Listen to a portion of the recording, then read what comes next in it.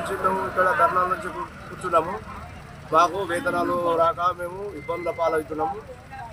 మా వేతనాలు మాకు రావాలా, మా ఏరియాస్ 3 నెలల ఏరియాస్ రావాలా, మా పిఎఫ్ డబ్బులు కూడా అకౌంట్లో అక్కడ కట్ అవుతున్నాయి కానీ మా అకౌంట్లో చూపెడతలేదు. దానివల్ల మేము ఇబ్బందుల పాలవుతున్నాం. మేము కూడా సార్లీస్ లేకుంటే పిల్లలను చదివించలేకపోతున్నాము. వాళ్ళని ఇంటికి వస్తున్నారు. కూరగాయల దగ్గర పోతే కూరగాయలు కూడా ఇస్తలేరు. రేషన్ షాప్ పోతే ఎవరు మమ్మల్ని దగ్గర రానిస్తలేరు.